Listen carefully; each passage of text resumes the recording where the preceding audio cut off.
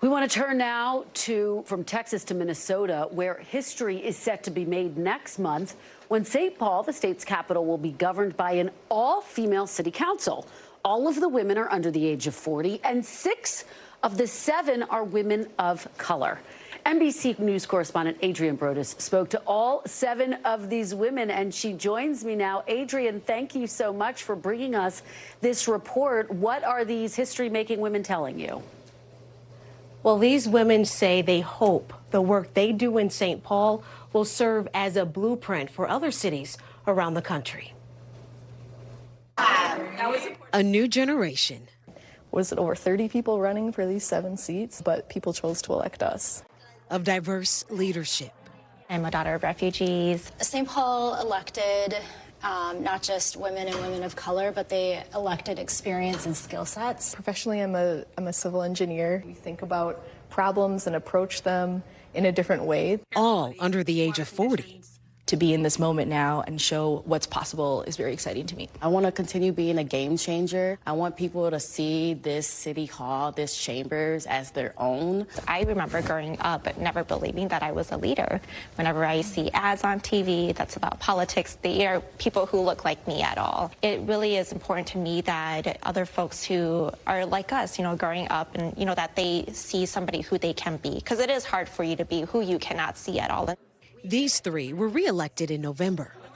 History isn't just the fact that we all got here, but it's going to be made by what we do here. When I ran for city council, it did not look like it looks now today. 5 years ago, seeing that transformation has been amazing. The 4 newly elected will start their first term in January. What do you think about the history you 7 are making? Replicable. Say more. What we did was certainly special, but we're not extraordinary. We're not the exception. There are women across the country that are running for municipal races. And for the critics and anyone who may underestimate them, a challenge. I dare them. Yeah. And the reason is because, I think that is something. Also being a young black woman, but like a young woman, a lot of my criticism stemmed from that fact alone, that I was young, despite having almost a decade of politics, actual direct government experience.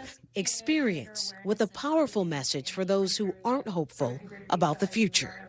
When I was elected 8 years ago, there was only 1 woman on the city council. And when I and a fellow council member joined, there were then 3. 8 years later, the entire council is women. And that's not a lot of time. I think it's really powerful to see just how quickly this change took place. Forging a path toward change. I see the work that we're doing as trailblazing, what we believe our, folks in our city deserve. And speaking of trailblazing, others did come before them. St. Paul is not the first city to elect an all-female council, but St. Paul is one of the largest. And the women say when they're sworn in next month, they are ready to tackle those big agenda items and get to work. Thanks for watching. Stay updated about breaking news and top stories on the NBC News app or follow us on social media.